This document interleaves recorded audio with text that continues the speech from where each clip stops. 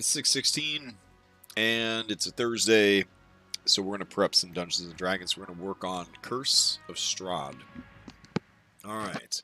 We've been slowly chipping away at the monster that is Castle Ravenloft for quite some time.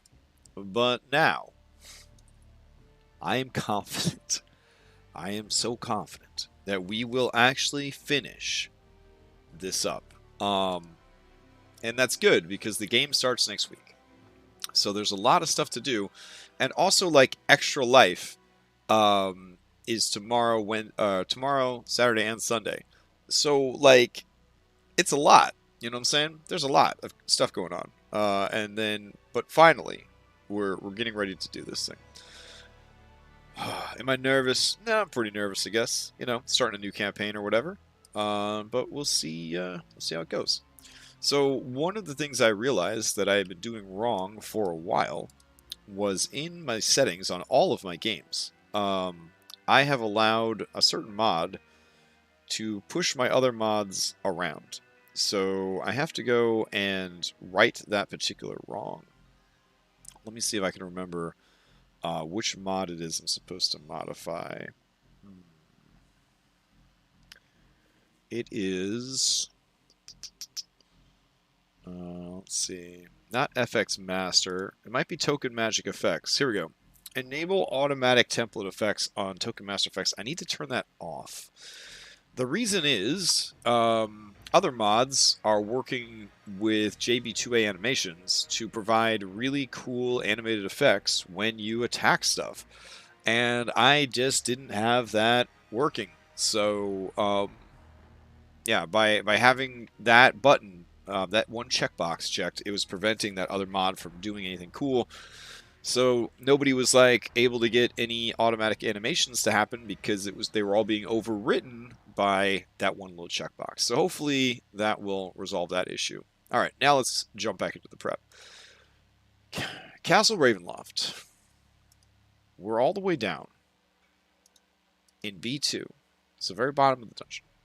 I believe we last week finished up the dungeon. So they moved the werewolf guy. By they, I mean Raising the Stakes, Lunch Break Heroes. They removed him and they put Mad Mary here instead. And that's fine with me. So I think that finishes up everything that we needed from this particular area. So now we can go to the East Tomb, which is area 88. Alright, I've got my book open in my left-hand monitor. I've got the homebrew guide from Lunch Break Heroes open on this side over here. Let's see. Dungeons and Catacombs. I gotta add these bookmarks to my dungeons or my adventures when I publish them. These are really nice, these bookmarks. Anyways, let's see. Everything else in there is Forgotten Treasures, Dead Dwarves, Dead Wizards, Hanging Bards. We already did the Torture Chamber, so we're going to scroll down to area 88. Almost there. Oh yeah, all the crypts. That was a fun surprise. Sergei's tomb, Strahd's tomb is 86. We don't have that yet. 88. The tomb of King Barov and Queen Ravenovia. This tomb rests in a hushed silence. Tall stained glass windows dominate the eastern walls, allowing dim light to fall on two coffins resting atop white marble slabs. Okay. The one against the north wall is marked King Barov von Zarovich, and the one against the south wall is marked Queen Ravenovia van Royen. The vaulted ceiling 30 feet overhead is inlaid with a beautiful gold mosaic. We're not sure what it's of. I think it's just like, a pattern or something. The stained glass windows are so dirty on the outside as to be nearly opaque. The windows won't open, but they can be smashed easily. That seems like a bad idea. And there's actually nothing interesting in here at all, according to the adventure. Let us see what the lunch break heroes have to say about that. Okay, 88. This tomb is an eerie place that has both a hallowed and desecrated quality to it. Strahd truly loved his mother, Queen Ravenovia, and respected and wanted to please his father, King Barov, greatly. However, Strahd's very nature and his father's shared lust for conquest and power meant that nothing created by them can ever truly be pure.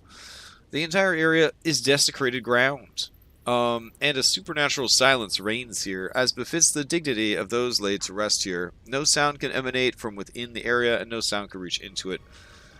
In addition, no dead bodies interred in the area can be turned into undead. If anything is removed from this place, or someone attempts to remove the desecrated nature of this place, Strahd knows this immediately and will come rushing in a fury with the aim of expelling any intruder, and then making sure the remains of his beloved parents are intact, and he can run down interlopers later. Alright, so like, just nothing interesting here. Got it. Okay, cool. Well, I'll still put a little reminder that we should check it out. So, let's go grab the caution sign and plop that bad boy down. Alright, so that brings us to the North Tomb. Okay, so this is where Sergei is. So Sergei is in... What area is this? Does it have numbers on it? Bro, did you not label this? Okay. I'll label it, it's fine. Strahd's tomb.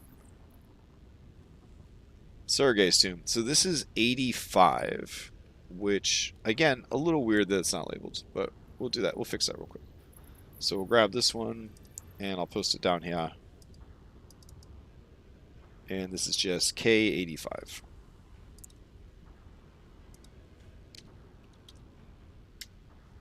Alrighty. Is this hidden? Yeah.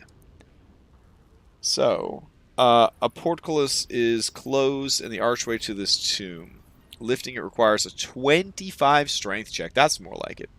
White marble steps descend to a tomb that has a vaulted ceiling 30 feet high overhead. A stillness, a calm amid the storm is felt here.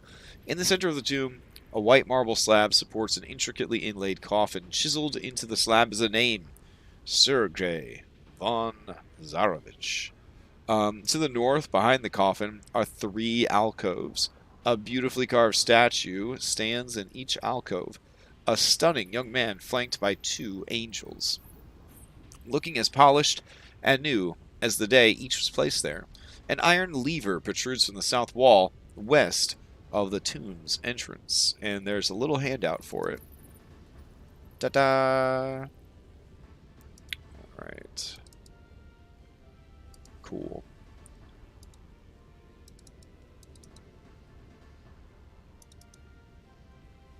Don't delete it. Just close this journal if you can read it. Oh, okay. This journal is needed to make point of interest teleporters work. Got it. Okay. And there's the lever. Alright. Raising the lever lifts the portcullis at the top of the stairs. Pulling it down lowers it. The coffin opens easily to the touch of lawful good creatures. Otherwise, opening it requires a DC 15 strength check. Sergei's flesh has been magically preserved, and at first glance, it looks like he's sleeping. His embalmed body is in shining +2 plate armor, which is pretty damn good plate armor. That's AC 20. If your card reading reveals a treasure is here, it is inside the coffin next to his body. If your card reading indicates an encounter with Strahd, he is lying across Sergei's coffin, weeping. Aw, baby. Alright. Sergei's tomb. Sergei von Zarovich was, in many ways, the antithesis to Strahd. Where Strahd was a ruthless conqueror and politician who grew up away from his family, hardened by the necessities of a life on the battlefield, Sergei was a pious man who was raised in the loving care of Queen Ravenovia. Naive of the harsher aspects of life, Strahd killed his brother Sergei in his rage over his love Tatiana favoring the younger Sergei. But he is haunted by this mistake, and still loves and mourns his brother in his own twisted way. Desecrating Sergei's tomb one of the few places left in Barovia to house a gentle and loving spirit, comes at a heavy cost to any character who is good or neutral alignment. If such a character removes any item from the tomb, they are cursed with the Bright Bane curse.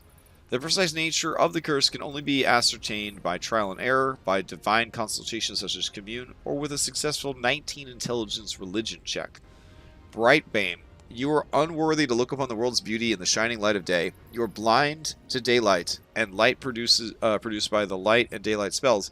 You can only see in darkness, as if you had dark vision before, or by dim light of an artificial light source, such as a torch or an oil lamp. Wow. This curse can only be removed by placing all items removed from Sergei's tomb and atoning there in prayer for 10 minutes, or by a wish spell. Okay. I guess that's fine. We'll add that change. Whatever. Bloop. There. And next up is the South Tomb. Alright. Who sleeps here? I wonder. K86 is Strahd's tomb. A heavy portcullis stands closed in the archway leading this tomb. 25 strength to lift it. Black marble steps descend to a dark tomb that has a vaulted ceiling 30 feet high overhead. The essence of evil permeates the very air. The smell of freshly turned earth is here. Settled into the dirt on the floor is a shining black coffin of finely waxed wood. The coffin's fittings are of a brilliant brass, and the lid is closed. South of the coffin are 3 gloomy alcoves. An iron lever protrudes from the north wall, east of the tomb's entrance.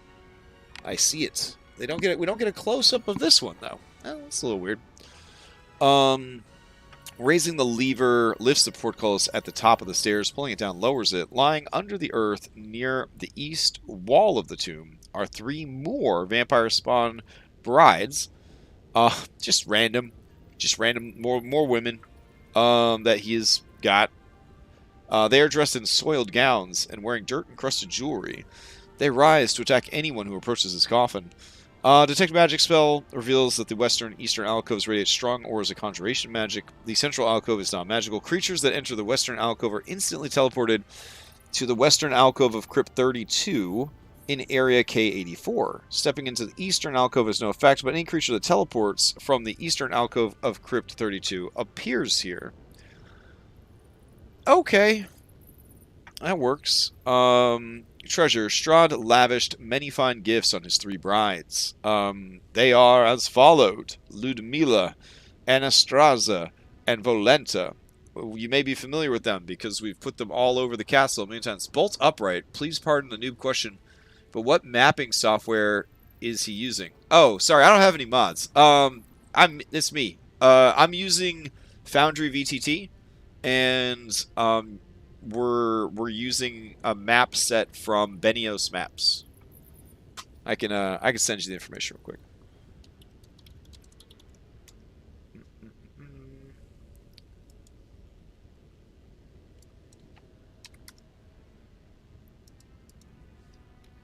There you go.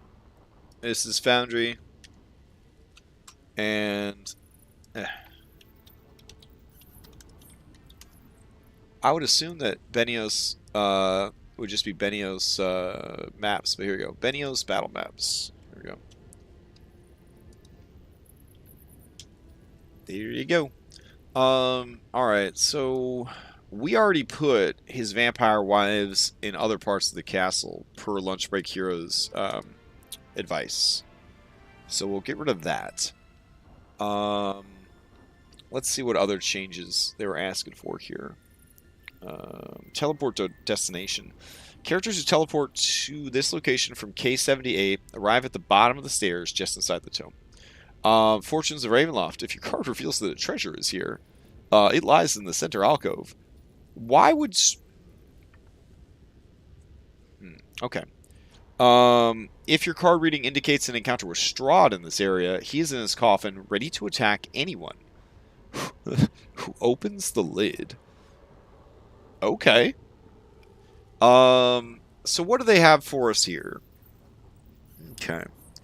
Strahd's brides have a much more active role in our version of Curse of Strahd, and thus are not to be found in this tomb. Ludmilla is at Soslenka Pass, Anastasia can be encountered during the Feast of St. Andrel, and Valenta has her own business elsewhere in the castle. Instead, 3 vampire spawn are hanging upside down from the ceiling, apparently asleep. When the characters first enter this area, read the following. As you enter the tomb, you almost run right into something that looks like cobwebs at first glance. You realize just in time, before brushing it away, that it's hair.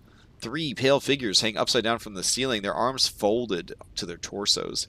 Characters who move into the chamber must succeed a DC 13 dexterity stealth check or wake the vampire spawn, who immediately attack in defense of their master's abode. Oh, that's cool. That's pretty spooky. I like that. That's all right. Let's see. Vampire spawn. I think I was still designing vampire spawn though, so I don't know who to put here just yet. So I will leave a note to myself that says I owe you 3 vampire spawn. There we go. Just put it right here. I owe you 3 vampire spawn! Exclamation mark. 80. Cool. I'm sure future me will be so delighted to find this note where I was supposed to have done prep. Cool.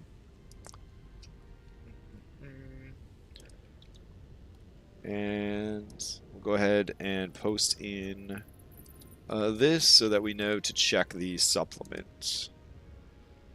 Alright. I guess that's it for Castle Ravenloft. Was there one more map? It'd be pretty anticlimactic if there's one more map. Oh, there is. Okay. We have this basement tunnel. Cool. I don't even know what to do with this basement tunnel. I guess it just connects to the other stuff. Let's see. Navigation, DM activator. Oh, okay. It's like a pit trap that drops them down below. Okay, I think we did it. I think we managed to prep all of the things for the castle. Not bad, guys. Not bad at all. These are all scene files. All right, cool. Let's see. So why does this have a navigation thing? We don't want that. Alright, cool. All of Castle Ravenloft has now been prepped. You know, minus that little note I left for myself about, you know, whatever. So let's see. If we've got the game next week, we need to actually get ready to run the game. Yes, of course. How could I have been so foolish? That's definitely what we need to do next. So what we'll do is we're going to head back to the dashboard, which our campaign starts in the modern world. So we will head back to the city of Seattle, where we have all these fine people getting ready to start their journey. So that means I've got to start building out these custom classes or whatever. Because in this game, they're going to start with like a level 0 class that's also their background. And then in the middle of Death House, they're going to have an opportunity to level up into a fantasy class. And that's when they're actually going to hit level 1. So they're going to start this campaign at level 0. So it's going to be really hard. Let's see. Where would I find this information about my players? Gosh, it's been a long time since I talked to them. Let me see. Darby is replacing Ari for this, which is cool. I've never played with this person, but should be interesting. So let's see. Darby. Darby is playing as Jason Taylor, Curse of Strahd character. Well, let's put his business out there for the whole world to see. And while we're putting his business out there for the whole world, I will go ahead and open the Curse of Strahd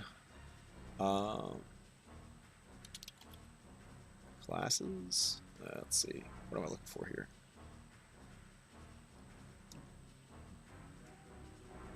Ah, I see the issue here. I'm in the wrong account. Okay. There we go. Just putting all my business out there. Cool.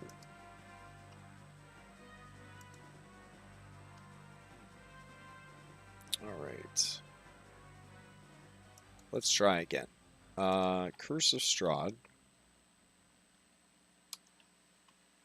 And we're looking for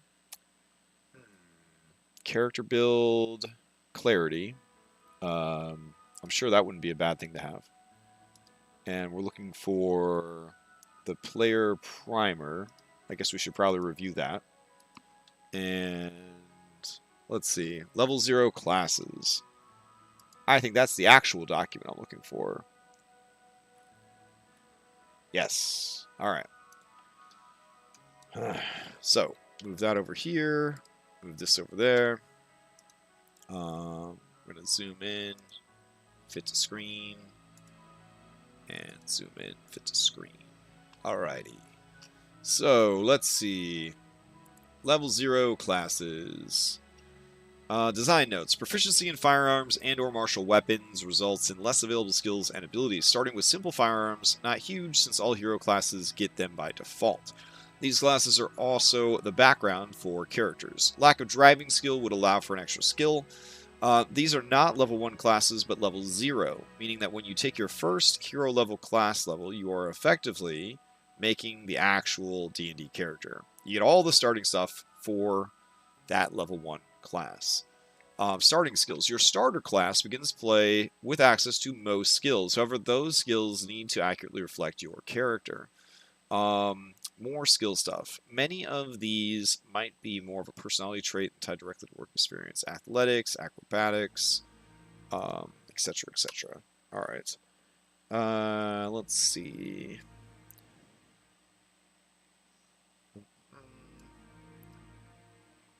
Oh, these are just notes I wrote to myself. Okay. So we'll do that. All right. So here's a good example. Chris is a combat medic. You provided medical care on the front lines of battle. The pressure and the loss have left their mark on you. So they start with a D8 because they're a medium-sized humanoid. Hey, Crash, stopped in to say hi. I'm so glad, so excited to watch you GM this. It's going to be awesome. All right. Oh, thank you. Yeah, next week is when all this starts. So we'll have Extra Life finished, and the new focus will be getting Curse of Strahd off of the ground. So very, very exciting. All right. Let's see. So what we'll do is we'll take Chris the combat medic, and we'll use that as our template for these other guys. Oh, shit. I did not mean to do that. There we go. Paste that in. And we'll make this back into a template. So we'll put template. And we'll put flavor text here, period. And then we've got that. And then we've got proficiencies, traits, and abilities. All right, so we'll do trait 01 and words and so on and so forth. Okay, and then we'll do, there we go. So 3 traits that sum up your background, etc., etc. All right. So Jason Taylor, 29, spends most of his weekdays working at the local community center teaching self-defense classes, where bored wives, kids wanting to be Power Rangers, and couples on the race against time before their weddings learn Jason's style of defense. One taught from the lessons he knows as an ex-member of the Saul Arroyo Fencing Club. where to protect yourself from harm is to neutralize an attacker as fast as possible. Days are not always emotionally tiring.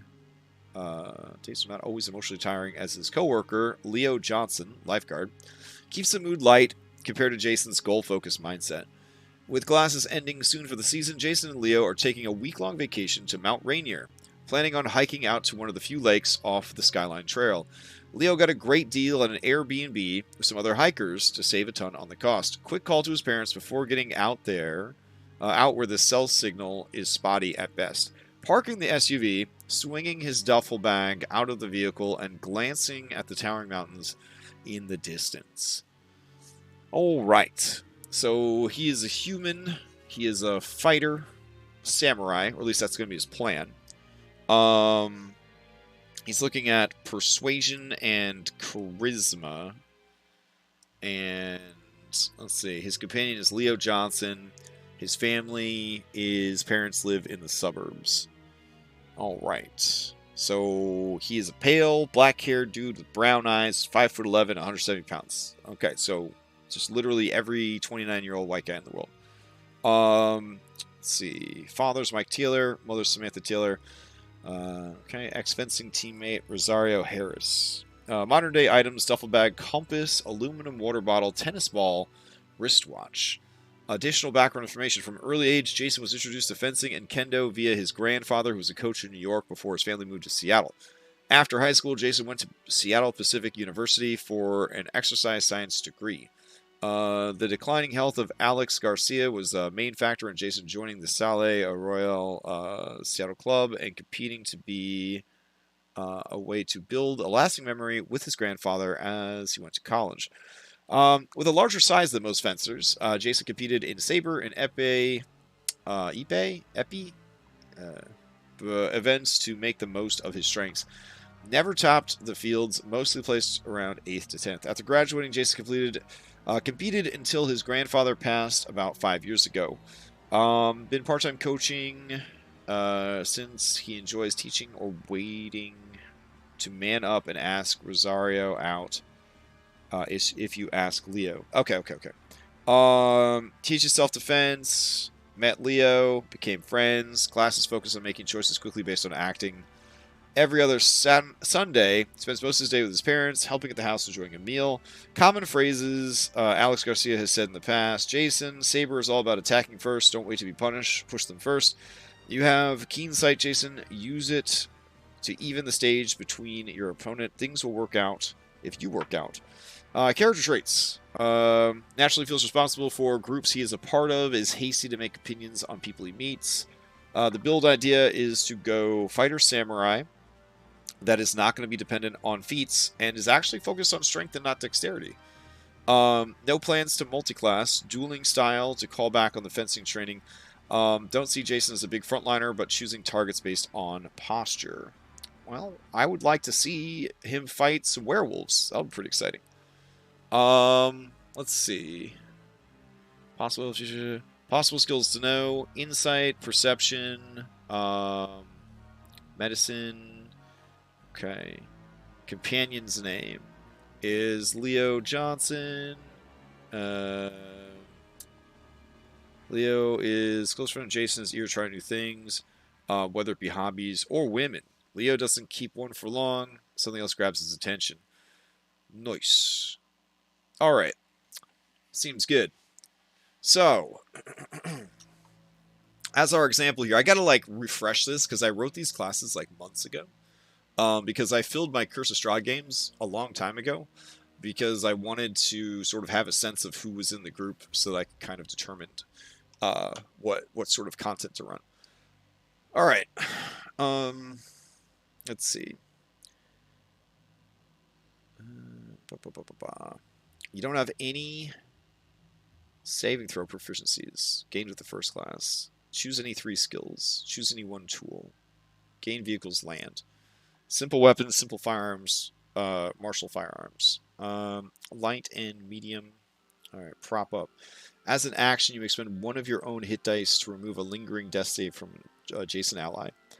Emergency response. Your reflexes and dedication to your companions allow you to move with a burst of speed.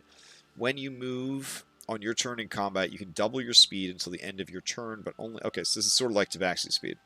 Their Ghost Watch. If you miss with an attack roll or fail an ability check or saving throw, you can draw on the memory of your fallen soldiers to gain a bonus to the roll equal to the number of allies you can see within 30 feet of you. Maximum +3. You can use Strahd a number of times equal to proficiency bonus. You regain all expended uses when you finish a long rest. Alright, that seems pretty cool. So how do we sum up Jason Taylor? Alright. Let's see. We will copy this. And we will paste this here. And we're going to say Jason the Fencer. Alright.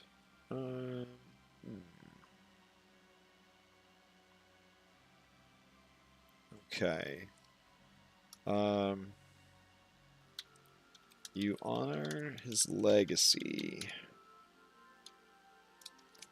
through practice and teaching. The arts be cherished.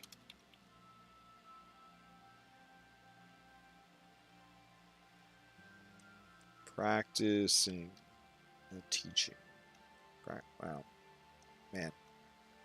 English. There we go. So this person definitely gets into fights a lot. That's fine. I would assume that they know how to wear light and medium armor because when you're doing fencing, you wear pads and stuff like that. And a helmet, depending, I guess, on what fencing you're doing. Pretty sure you wear kendo. Hold on. Kendo sparring gear. Yeah, you got the whole damn suit. Look at that. That's definitely medium armor. Look at that. You got the helmet. You got the samurai pads and shit. That's definitely medium armor. All right. Let's see. I'm assuming he knows how to drive. I should probably ask him if his character drives and or shoots a gun. So let me do that real quick. Hey, does Jason know how to drive? And does he know how to use a firearm? Cool. Alright, so let's see. I like this idea for a sword. Hold on. Improvised blade. Any roughly sword-shaped object counts as a longsword for you. Period. Keep in mind, durability is still limited by... we'll do durability and damage type is still limited by whatever that object is. That's a pretty cool ability. Let's see. What else? We'll do patient, teacher. Alright. Let's see. If you see someone struggling during combat, you can, as a reaction, grant them an expertise die. If this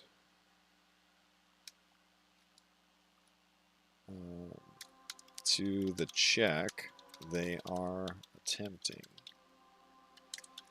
This can also be used after the check, or this can be used after the roll has been made. Alright, that's pretty good. And then finally, a third ability. Those first two are pretty damn good. So what will we do with this last one?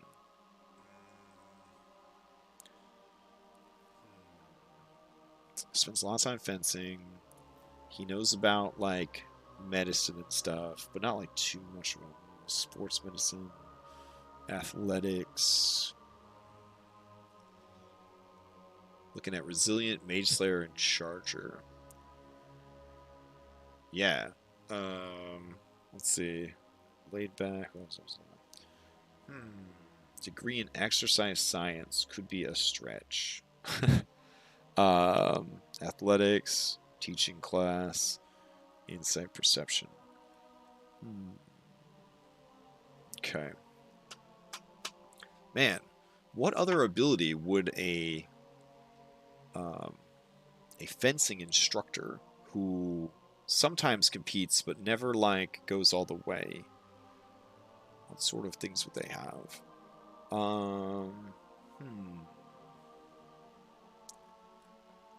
Let's see. What else we got here?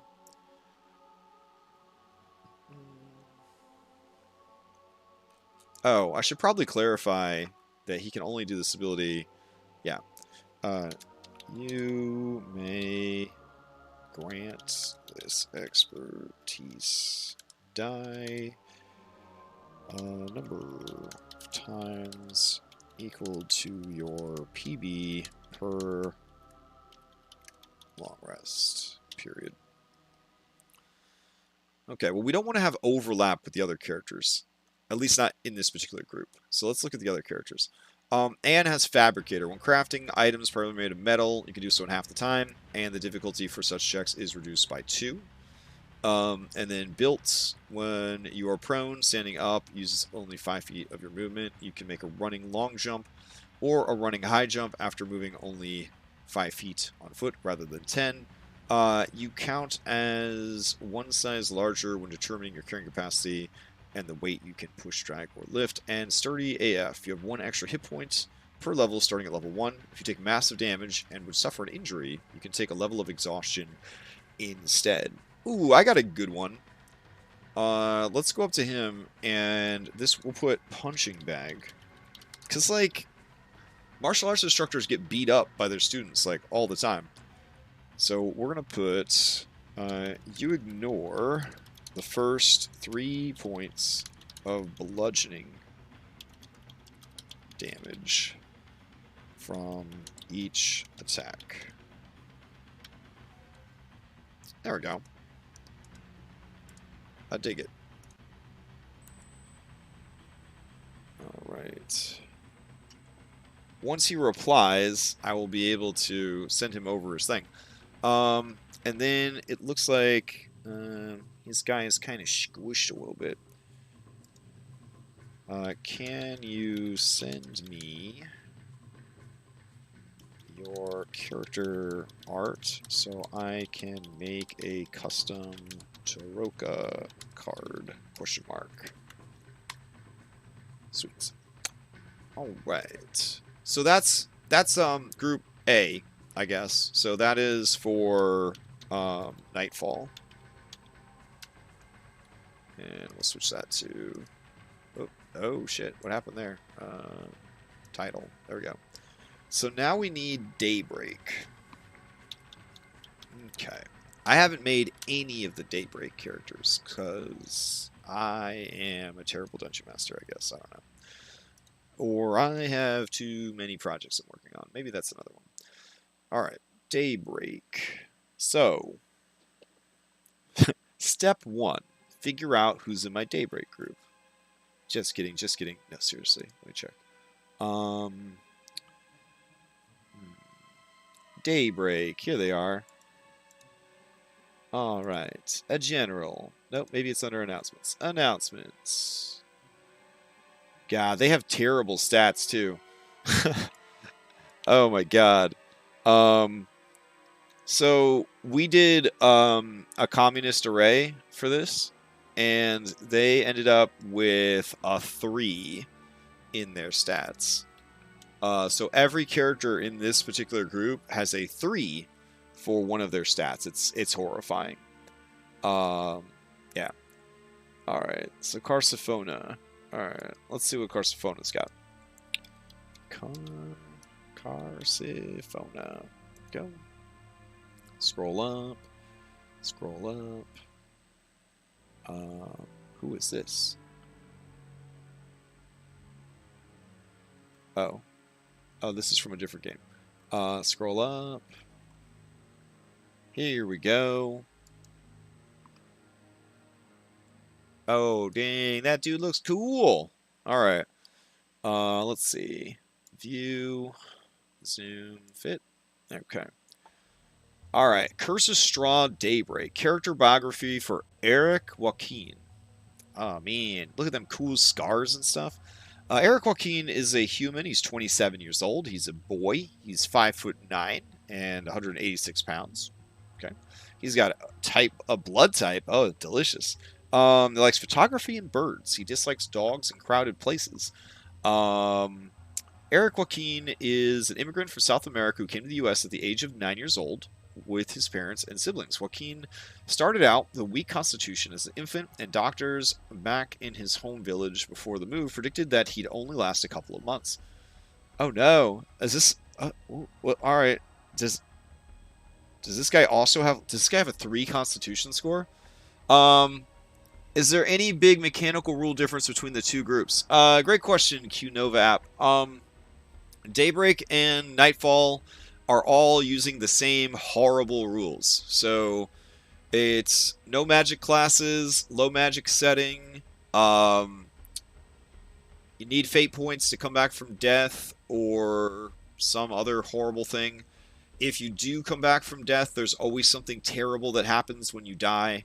So there's like diminishing returns, like the more you die.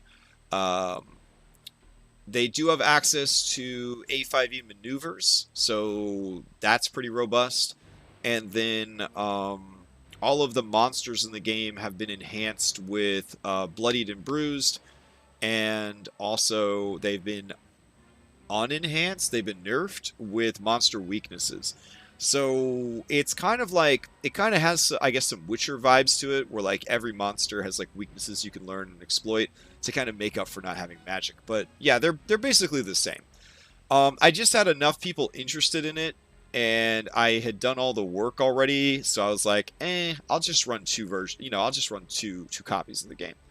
But then I ended up agreeing to run a 3rd copy of the game because I wanted, my kid really wanted to play, and I wanted to be able to run it for my kids. So I started a 3rd group of friends and family, and that only meets every other week. But it's a lot of Curse of Strahd. It's a lot of Curse of Strahd. All right.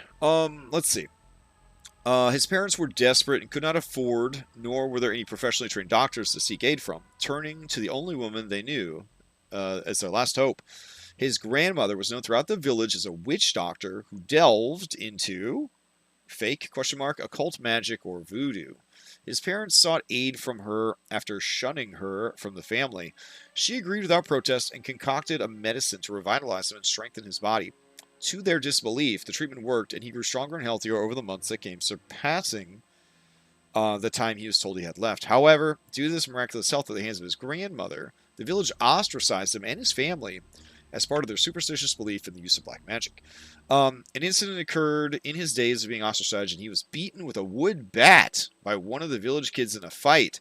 The damage to his face was substantial and left a nasty scar and a small disfigurement by his eye.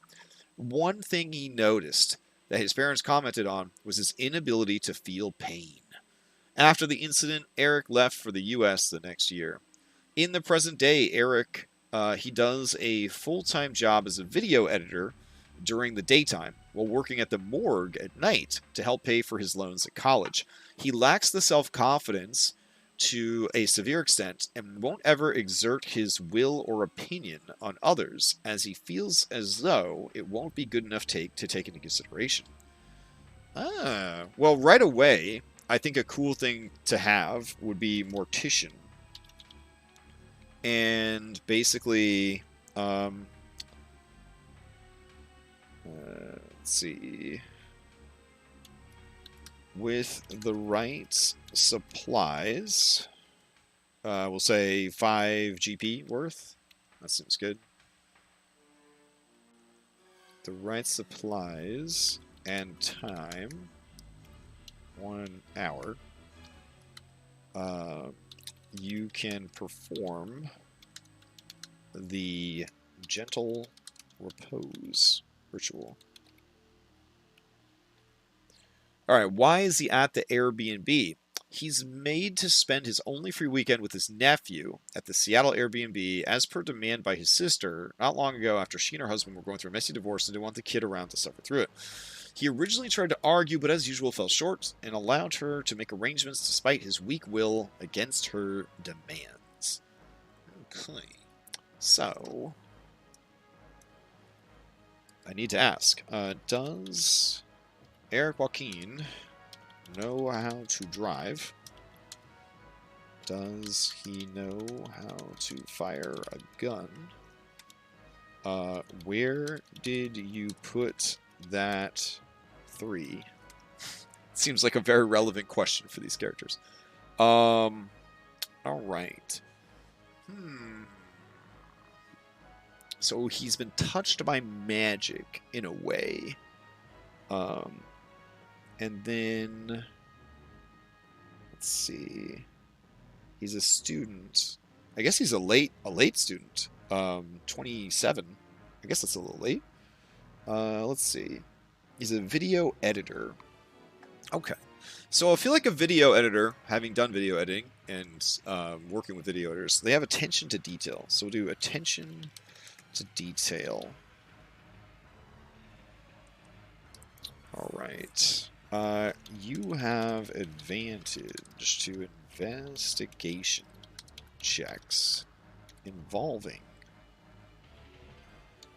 No, actually, because they need to have good sound, like hearing too. So I'm going to say you have advantage to investigation checks involving sight and sound,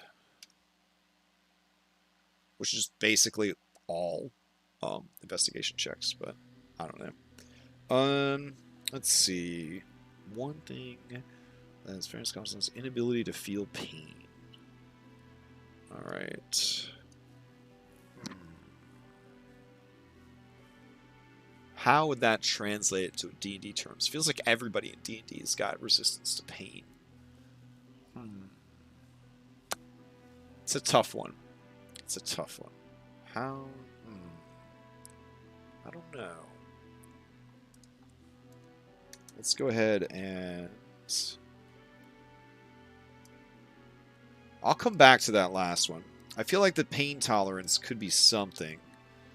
Let's see. Pain tolerance.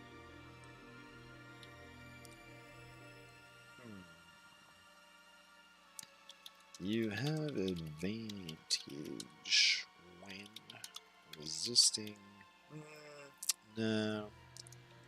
We're just going to put work in progress. Needs work. Alright. And then we will put Eric.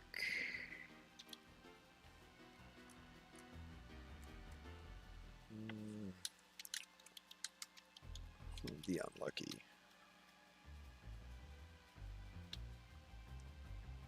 Alright. Ooh. Or we could do Eric. Shadow touched.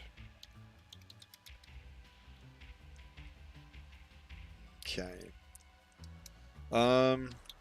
You were meant for an early death. Now you cheat by on borrowed time. Okay, I like that.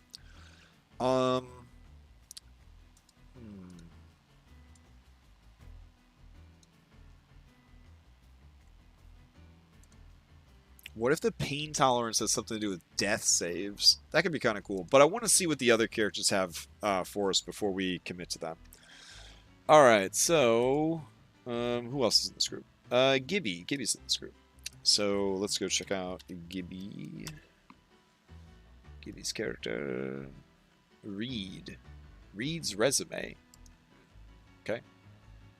And what do we got here? Daybreak character concept. Alright. I guess we'll open Word. Alright. That's fine. We'll need to be accepting of other people. And the fact that they didn't just use Google Docs. Alright. Read mode. Hey, there we go. Alright. Name is Reed Sterling, not his birth name, but hey, he's an actor. Oh, I remember this character. This character is a trip. Okay. This character is an actor. He's got an incredible 20 charisma starting the game and a 4 strength. That's right, ladies and gentlemen. We got a 4 strength character over here. This character got 4 strength. Wow. Alright. The handsome young man shifts uncomfortably in the rickety wooden chair as the slightly older gentleman adjusts the video camera. Reed didn't know why he was so nervous. He was used to being on stage and on camera. He was an actor, after all. The great Reed Sterling. Heh, great. Sterling wasn't even his given name. He sighs to himself as he rolls his blue-violet eyes and subconsciously flips his head to the side to handlessly adjust a wayward black curl. Let's see. Perhaps it was because his boyfriend Adrian convinced him to apply for the Mountainside relationship retreat, a last-ditch effort to repair their frayed relationship. Suddenly, the man spoke, startling Reed, and began asking him questions about himself. Reed spoke of growing up privileged, having given everything to him, and nary having to lift a finger, which might have left his personality a bit vague and self-centered, perfect for an actor, he thought. He was a native Seattleite, and he went to UW. Not that he loved Seattle. He hated wearing Gore-Tex and fleece for much of the year, and could care less about the Seahawks. Not he'd tell Adrian. That was when the conversation shifted to Adrian and the relationship, and Reed plastered on his practice actor smile and standard all's well BS that he would normally answer when people asked about the couple. Eventually, he realized the futility of it all and settled into some genuine honesty. Adrian was always the more practical of the two and wanted Reed to settle on a real career instead of play acting and relying on DoorDash to pay the bills. To say the least, Reed saw Adrian as being less than supportive, disregarding his realistic regard and concern for his well-being. Reed had sacrificed so much in pursuit of his dream. His biggest mistake was just after graduation, where his agent said he needed to bulk up quickly for a role. Not having the time to dedicate to an extreme workout routine, he tried to take a shortcut and turn to plastic surgery. He was supposed to end up with cosmetically enhanced silicone muscles, but instead he ended up with extreme muscle damage, leaving him far weaker than he was before. So much for those action hero roles.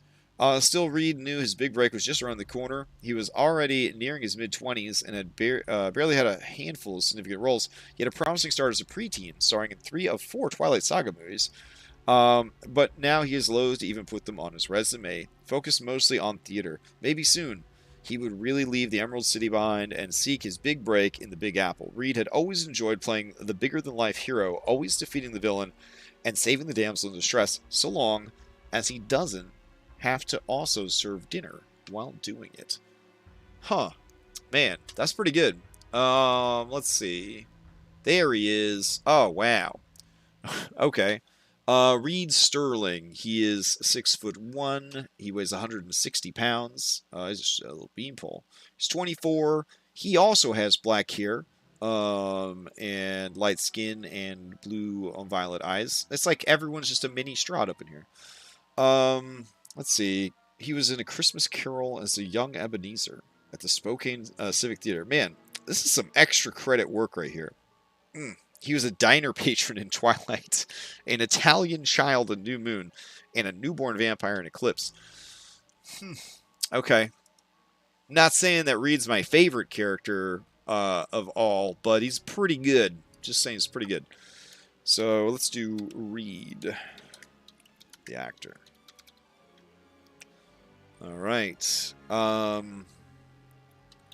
You were born for this role. Which role is that?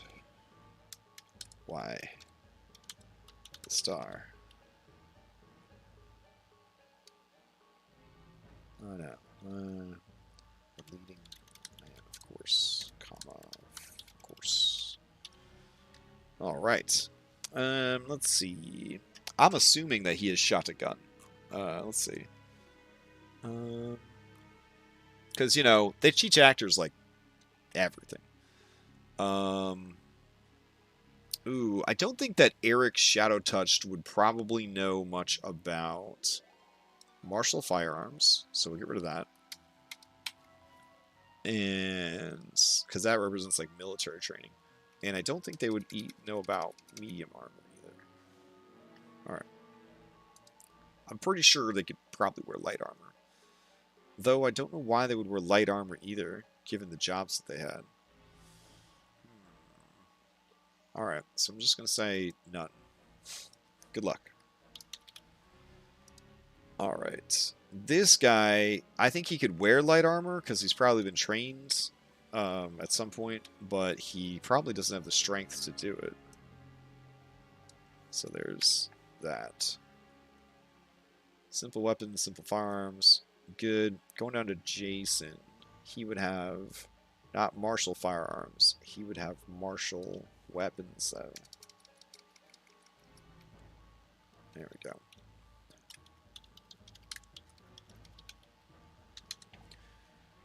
Okay. So back up here to read the actor. You're born for this role. Which role is that? Why the leading man, of course. Hit points, blah, blah, blah. Armor light. Weapons simple. Simple firearms. We already know he knows how to drive. He's a DoorDash driver. Oh, we just got back from Darby. He does drive, and he hasn't fired any firearm. I'll get the full art pulled from the token in a bit. Okay. So then Jason the Fencer does not know how to use any firearms. But he does know how to drive. So that's good. I'm just going to have, like, land vehicles apply to wagons, which I'm going to make kind of a bigger feature in Curse of Strahd because I made the world bigger, so they're going to use wagons to get around. Like, if you've seen, like, the terrible Van Helsing movie, then you know what I'm talking about. You got to have them cool wagons to ride around in. Alright, let's see what else we got here. Traits of read the actor. Alright, Gaslighter. Okay.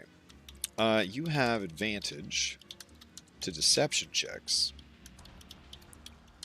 as long as the deception involves exaggerating or as long as the deception involves you. There we go. You have advantage on deception checks as long as deception involves you. That seems pretty good. What do we do about these weak-ass muscles? Is that even like a trait you could have? I don't know. I guess if he's doing DoorDash, he's got to have some kind of sense of direction. So we'll do sense of direction. Alright. You have advantage on survival checks to avoid getting lost. Alright, and let's see.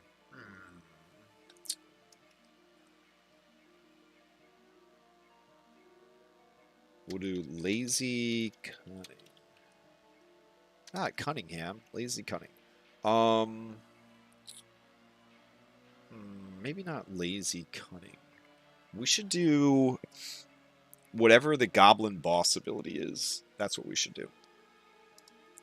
This just feels like the kind of guy who would let somebody else take a hit for him. You know what I'm saying? I'm here. Don't kick me out. Alright, so let's do goblin boss. Okay. Redirect attack. There we go. So we will say, what's a good word for letting somebody else get hit instead of you? So when a creature you can see targets you with an attack, you can choose. No, I don't want to go to Zoom. That's weird. You can choose another. You choose an ally. There we go. within 5 feet of you.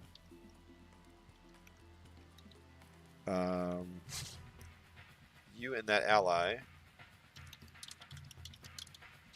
swap places, and the chosen ally becomes the target instead. Wow. What a shithead ability. Alright. You know what? We'll just call that ability selfish. There we go. And then we'll put, you can use this ability a number of days, blah, blah, blah, blah, blah. Okay.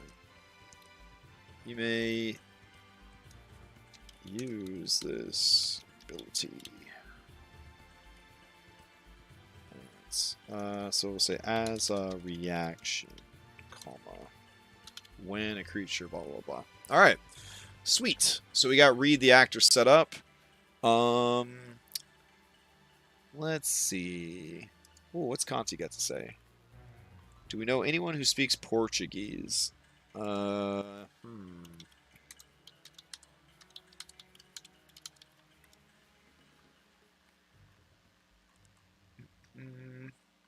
Wait.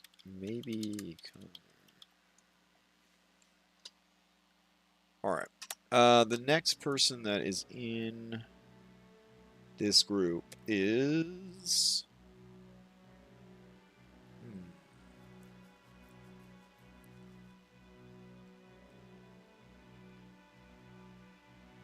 let's see. Oh, Lex. Okay. So let's see what Lex has going on.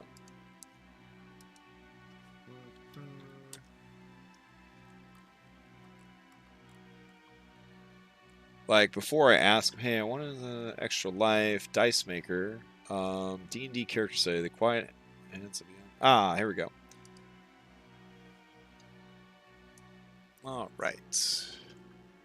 So, once again, it's logging me to the wrong account. That's because, like, my YouTube account, I have YouTube Red, but it doesn't let me use my Crash Gym account on that. It's, like, kind of annoying. Alright.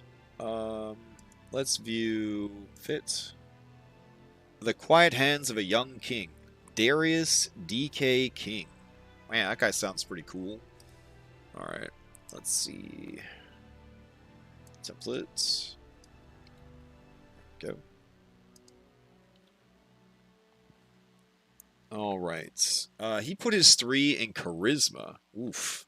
Alright. Honestly, that's where I would have put it. If I had to pick a stat to put a 3 in, I probably would have put it in Charisma. That could have been a total asshole, and everybody would have been like, man, what a great role player. And I would have been like, yep. Anyways. Darius. Darius? There we go. Alright. Don't know what your title is yet, Darius. Let us read more about you. A Darius King is the 3rd youngest child of Doran and Irina King. Darius used to have an older brother named Dante, but he was killed by a gang-related incident over 13 years ago. Don't worry, in Ravenloft, you'll meet him again, I'm sure. Darius' only other sibling is his older sister, Danielle. I like how he's letting me know that they're all human. Because, you know, they're from Earth, but we're just clarifying. Darius has an uncle named Darion King, who is Doran's younger brother and used to be an amateur boxer. Darius grew up alongside his neighbor and closest childhood friend, Mackenzie Jackson, also a human. Mackenzie is the only child raised by Vanessa Jackson, also a human. Additional lore. The King siblings were particularly close, and the trauma of Dante's death left Darius with a case of severe anxiety disorder and a condition of selected muteness. Oh, his low charisma score. Darius is regretful that he wasn't there to help his brother before he died, and he silently vowed to never let it happen again. That's why he's taking the starting feat, Iron Hero. You have resolved yourself to save the day when all hope seems lost. You gain the following benefits. When you're attacked by a creature that has a higher CR rating than your level, well, that's going to be a lot. You get a +2 bonus to your armor class. Hot damn. You have advantage on attack rolls against any creature that has reduced one of your allies to 0 hit points in the last round. Okay, that's also going to happen a lot. If a hostile creature you can see takes a legendary action, you can use your reaction to intercede, preventing the legendary action from happening. Wow. Once you use this ability, you can't use it again until you finish a short or long rest. Okay, that's kind of cool. It's just once, and like, they get a shitload of legendary actions, so. Okay. Let's see.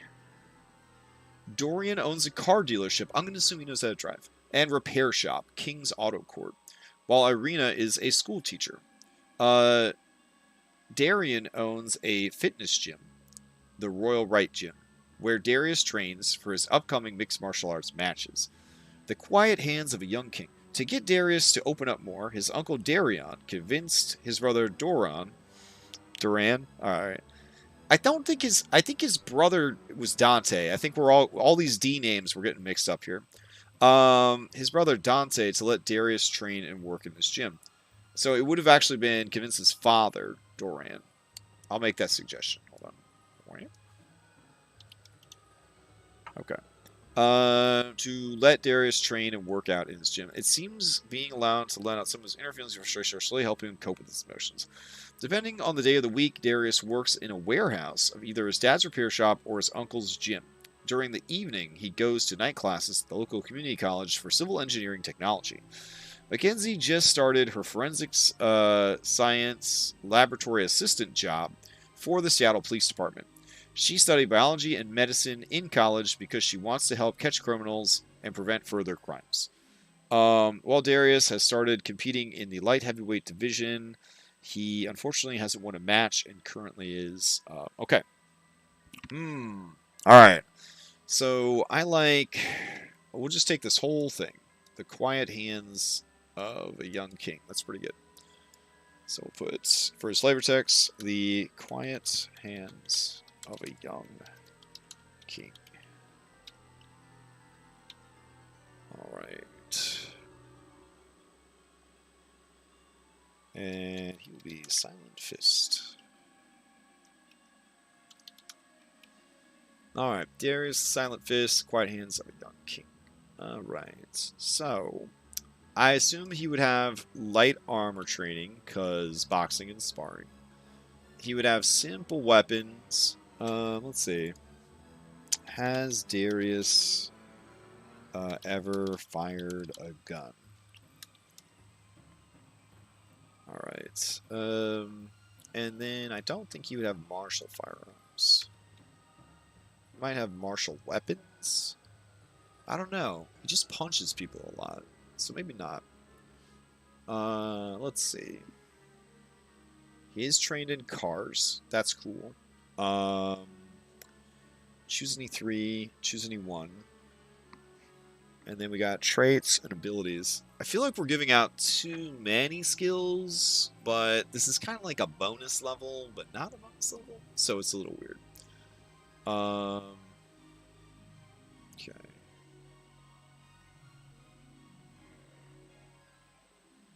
We actually need everything here. We could just get rid of this. Yeah, because we're not going to... So hold on. Control F. Find and replace. So find that and replace it with that. Cool. Alright, because we didn't need that shit. Alright. I like this right here for reticent. And essentially...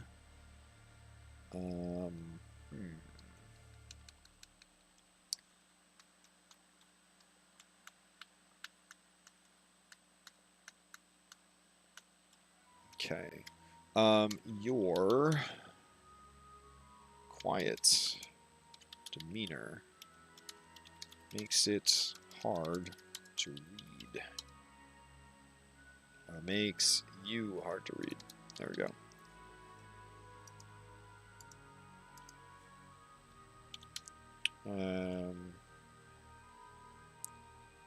So we will put anyone using insight on you during a conversation does so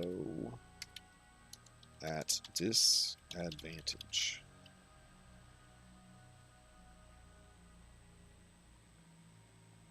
Okay, so then reticent, and then what else? Him beat people up, and he goes to school for engineering. Okay, so let's put Iron Fist. Let's see. As a free action, you may expend a hit die. Roll it. And add the number rolled to the damage of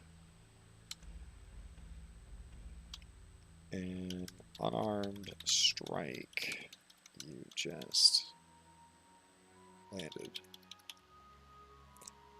Yeah, that works. You only do this once per attack. Okay. Let's see. Resident, Iron Fist. Those both seem pretty solid. Just trying to figure out what else. Here we go. Vehicle tech. You reduce the time and cost of repairing vehicles by 50%. Sweet. Alright. That seems pretty good.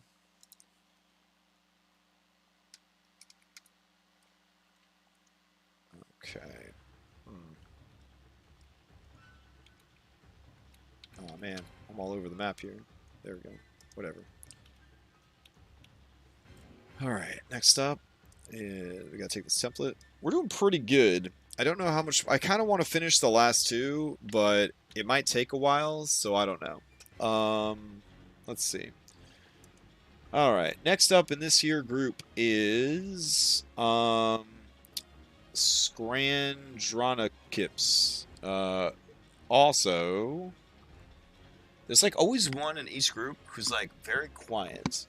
And in this particular group, it is Juanito Carlos. So, I think it's Juanito Carlos. I already done it. Let's see. 1, 2, 3, 4, 5. Let me check. I don't think I did this one yet. Alright. Here we go. Jack Anderson.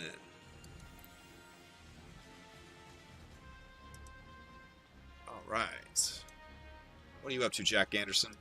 Jack Anderson is a 42-year-old charge nurse working at the University of Washington Medical Outpatient Surgery Unit. Complete admin job, very little patient care. Lives in Seattle, has done so for the past 15 years. Divorced, one kid named Dana, male or female, whatever fits, age 16. Kiddo moved back and forth between mom and dad when the kid finally settled on living with dad after some behavioral problems with mom back in New York. Dana is into whatever teenagers are into these days. Jack is out of the loop. Jack was an RN at New York University Downtown Hospital when 9/11 happened. Dealt with the stampede of patients from this event that haunts him to this day. People injured, dying in need of actual life-death triage. Let's see. I lost one. Were a cause of severe mental trauma he has had difficulty getting over.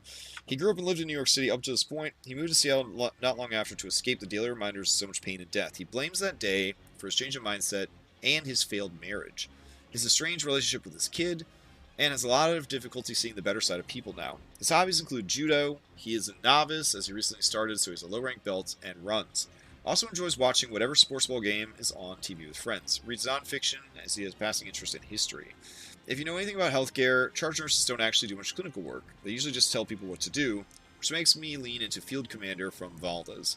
Wisdom will be 5 due to his PTSD, and will be a thing to work on should he survive the campaign. Core values, making sure the goal is accomplished with everyone in one piece. He will do what it takes, compromising himself if it helps others. Zero intention to betray the party in any way through action, though actions might say otherwise. Interesting. Alright. So, this individual is known as Jack. Is there more than one Jack? We'll find out. So Jack is...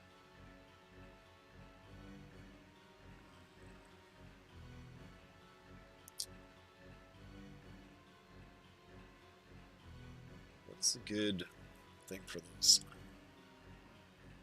I mean, I feel like Field Commander kind of sums it up, but it's like what class is going to take, so...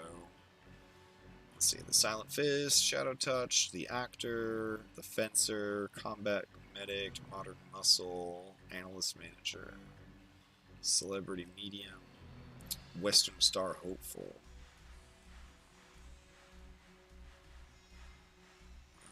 Let's see. The Actor, Shadow Touch, the Silent Fist.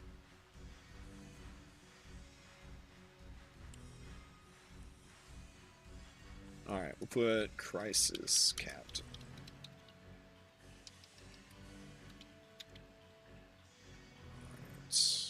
And I'm going to put for his flavor text, he will do what it takes, compromising himself if it helps others. Love to see it. Alright, I'm going to assume that he does not have proficiency in medium armor, but if he's doing judo, I believe judo has sparring gear. Let's see. Judo sparring gear.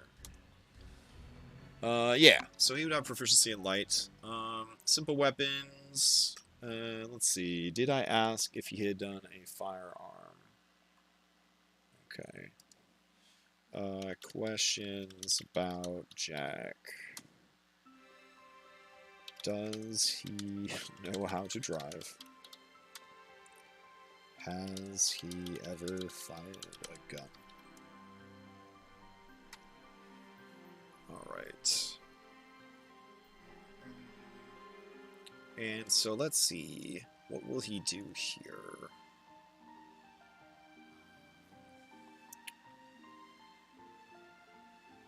Cannot shoot. Alright, so no firearms for this guy. Okay. Trait, one word. So let's see.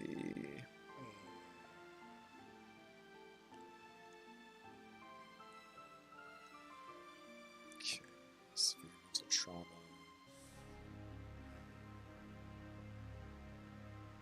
Alright. So we're going to put loyalty.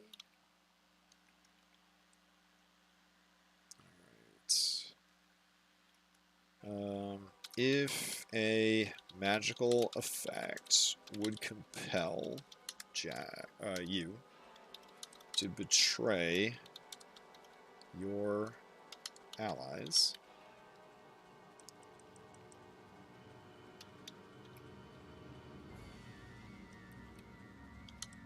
you may make any save against it at advantage.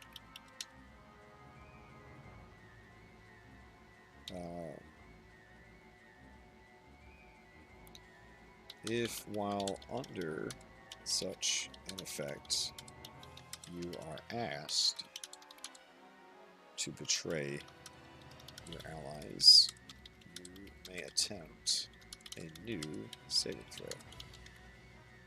That's pretty cool. It's a very strong ability, especially in a game with a bunch of vampires mind controlling you.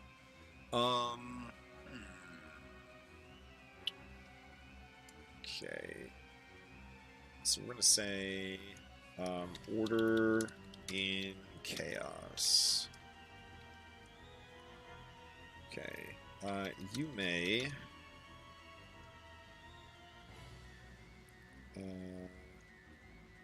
swap the initiative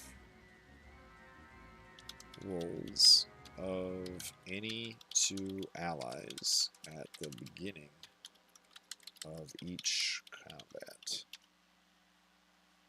That won't get too annoying. You may swap the initiative rolls of any two allies at the beginning of each combat.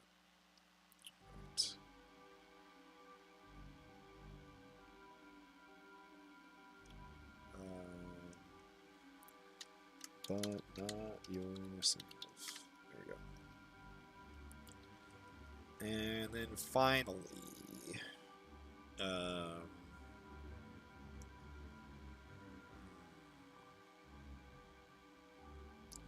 defy death. Okay. Let's see. You are always considered to be equipped with a healer's kit when it comes to stabilizing a dying creature.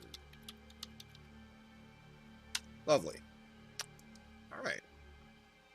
That seems pretty good. I like it. Okay.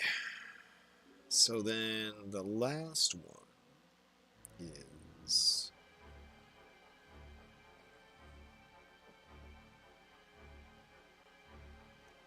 The last one is... Nathan's character. So. Alright. Excellent question. Okay. Oh. This is pretty last minute. I have a game on Saturday.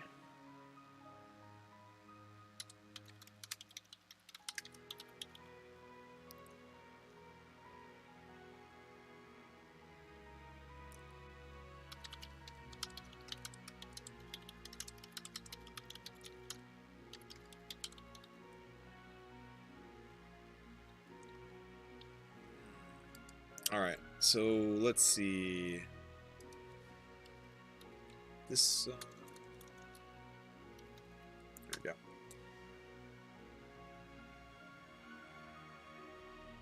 Alright, Turnin Beckett. Here we go. This is the last one. So Turnin Beckett, once again, wrong account. Alright. Zoom in.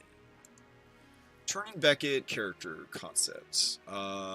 They decided to dump their charisma as well. Turnin Beckett is 32 years old, and they are a male Irish American with green eyes and red hair. They are very pale. They're 5'10" and 196 pounds. Living crucible fighter. They are terrified of fire. There's their parents. Their best friend is Ignacio Alacon. Ignacio Alacon. Companion character is Esmeralda Alacon. Blind date. Whoa, what a blind date this will be. I like that. Core values and abilities. Wants to help, but has PTSD. Highly injured to pain.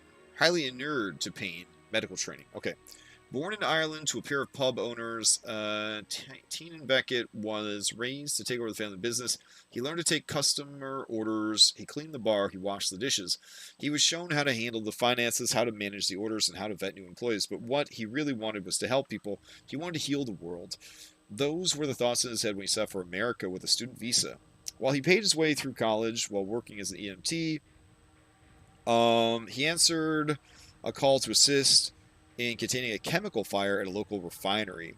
While he laid in the hospital bed recovering from the horrible lacerations and chemical burns he received from the unexpected explosion during the call, when the time came to return to the hospital as an employee and not a patient, he found he couldn't do it anymore. His appearance unnerved the patients. And if he was honest with himself, each new call resulted in a short but undeniable spike of fear. What would go wrong on this run?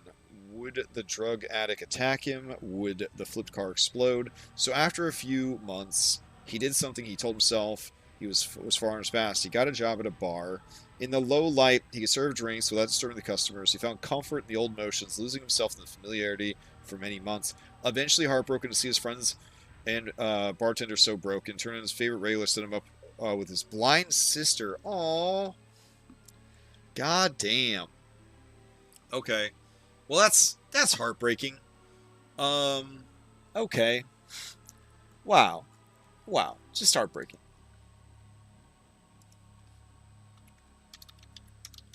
All right. So, Tiernan Beckett. Man, it's like not a lot, but it's like a lot. I'm into it. All right. So, is it Tiernan? Yeah, Tiernan Beckett. Tiernan.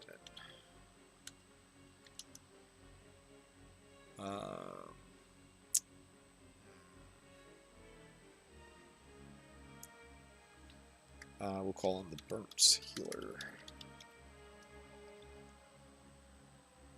Alright.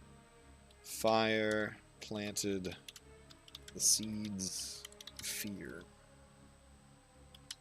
And fear took everything from him.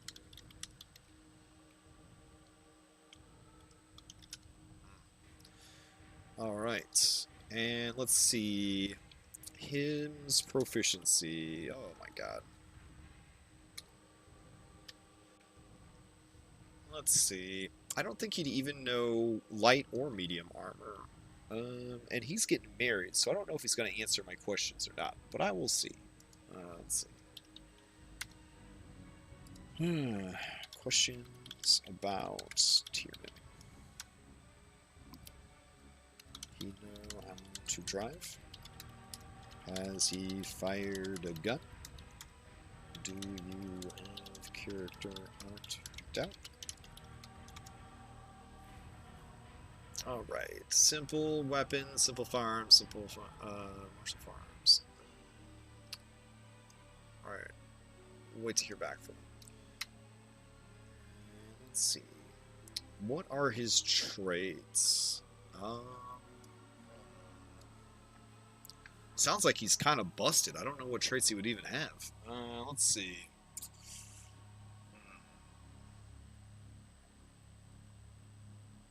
Okay.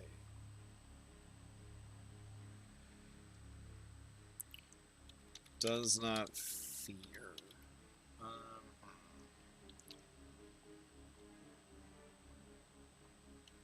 So we'll put monstrous sympathy.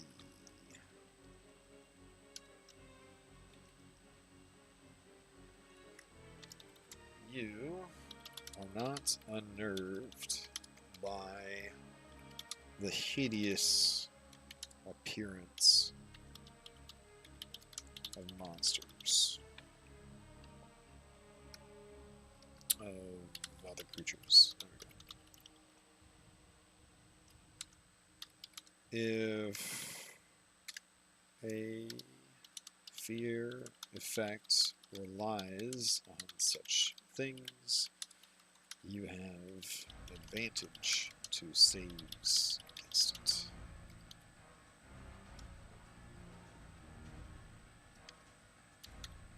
Okay.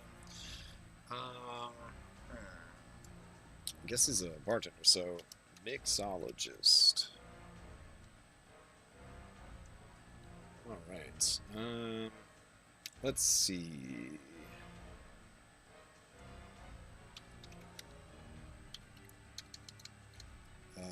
If you administer potion to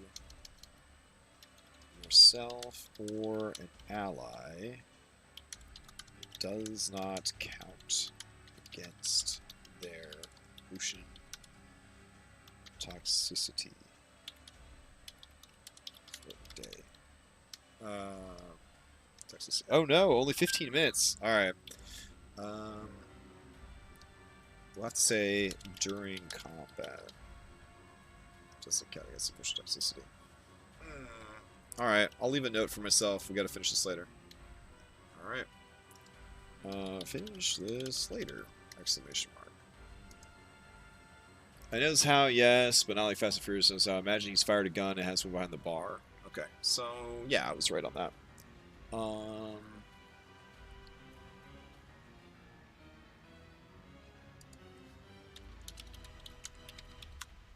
Okay.